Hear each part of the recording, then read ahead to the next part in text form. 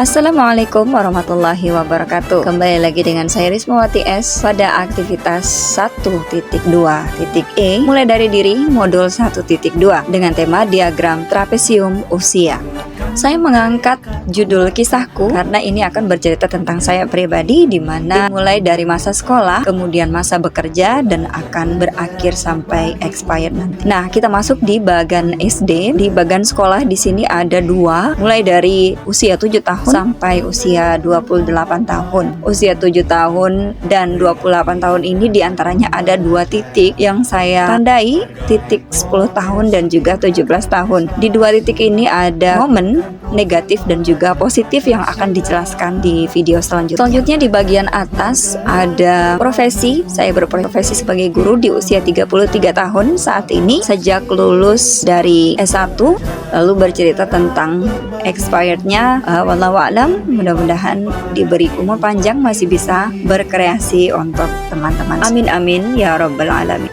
Selanjutnya kita akan melihat dari kisahku tadi ini ada peristiwa-peristiwa penting apa saja. Yang pertama, pada usia 10 tahun saya berada di kelas 3 SD, pertama kali menyaksikan malam Lailatul Qadar bersama ibu dan bapak. Nah, saya mulai memiliki cita-cita dalam hidup dan berjanji untuk terus belajar dan membanggakan orang tua. Pada usia 17 tahun saya merasa tidak bisa diterima di lingkungan saya karena saya berasal dari keluarga miskin. Saya mulai menarik diri dari teman yang berasal dari keluarga kaya. Ya, dari kisahku tadi, selisih usia saat ini saya berusia 33 tahun, selisih dengan kisah yang pertama sekitar 23 tahun dan kisah kedua sekitar 16 tahun. Nah, kita akan masuk ke bagian tugas 1, refleksi. Yang pertama, apa peristiwa positif dan negatif yang saya tuliskan di sana? Usia 10 tahun saya mulai bisa memahami perjalanan hidup ini dan tanggung jawab yang bisa kita emban sebagai manusia yang memiliki cita-cita dan potensi, memiliki kemauan dan usaha untuk menjadi lebih baik dari kemarin. Usia 17 tahun saya memahami bahwa perbedaan itu nyata dan kita tidak bisa memaksa orang lain untuk menerima keadaan kita. Kita juga tidak bisa memaksa cara pandangnya dan pendapatnya tentang kita. Yang kedua, selain saya, siapa lagi yang terlibat dalam masing-masing peristiwa tersebut? Yang kisah pertama itu adalah bapak dan ibu, kemudian kisah kedua adalah teman sekolah. Pertanyaan ketiga, dampak emosi apa saja yang saya rasakan hingga sekarang? Jika mengikuti roda emosi Placi, maka usia 10 tahun yang saya rasakan adalah kagum, gembira, percaya, senang, tunduk, menerima, cinta, ketenangan, dan juga optimis. Sedangkan di usia 17 tahun, saya merasa harus waspada dan antisipasi. Pertanyaan keempat, mengapa momen yang terjadi di masa sekolah masih dapat saya rasakan dan masih dapat mempengaruhi diri saya di masa sekarang? Momen positif itu membantu saya menjadi diri saya yang sekarang ini, walaupun masih dalam proses. Tapi setidaknya saya masih bisa berada di jalan yang saya impikan ketika masih kecil. Adapun momen negatifnya, saya hanya bisa mengatakan pada diri sendiri bahwa Allah Subhanahu wa Ta'ala menciptakan macam-macam karakter dalam diri manusia dan bukan hak kita untuk menjudge apalagi terhadap perilaku orang lain kepada kita. Pastikan saja hal negatif itu bukan kita pelakunya.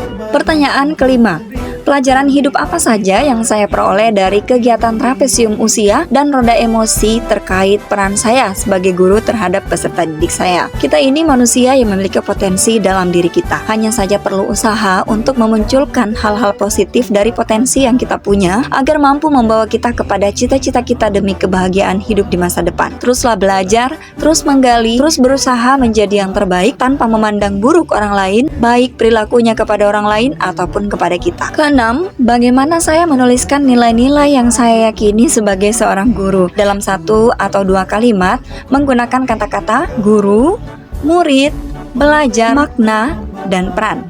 Yang bisa saya sampaikan adalah guru juga pernah menjadi murid dan akan terus belajar bagaimana makna dari peran yang diembannya sebagai manusia. Selanjutnya kita akan masuk ke tugas 2, nilai dan peran guru penggerak menurut saya. Pertanyaan pertama, apa nilai-nilai dalam diri saya yang membantu saya menggerakkan murid, rekan guru, dan komunitas sekolah saya? Di sini ada 5 yang bisa saya paparkan. Yang pertama adalah mandiri, kemudian reflektif, kolaboratif, berpihak pada murid, dan juga inovatif. Pertanyaan kedua, apa peran yang selama ini saya mainkan dalam menggerakkan murid, rekan guru, dan komunitas sekolah saya? Yang pertama, menggerakkan komunitas praktisi. Guru penggerak harus memberikan dampak kepada guru-guru lain serta dampak kepada sekolahnya. Seorang guru tidak hanya bergerak di dunia kerjanya saja, tapi juga harus bisa mengembangkan diri dalam komunitas pendidikan seperti KKG atau MGMP. Kedua, menjadi pemimpin pembelajaran. Seorang guru harus bisa menjadi pemimpin pembelajaran yang baik sesuai dengan trilogi Ki Hajar Dewantara, Ing Ngarso Sung Tulodo, Ing Madya Mangunkarso, dan Tuturi Handayani. Ketiga, mewujudkan kepemimpinan murid. Guru dapat melaksanakan kegiatan pembelajaran berdasarkan kekeluargaan antara guru dengan murid. Terdapat hubungan yang sangat erat, memiliki kedekatan yang sangat baik dan berlandaskan kasih sayang seperti orang tua dengan anaknya. Keempat, mendorong kolaborasi antar guru. Guru penggerak harus bisa membuka ruang diskusi positif dan ruang kolaborasi, yaitu keterampilan yang memungkinkan seseorang bekerja sama dengan orang lain,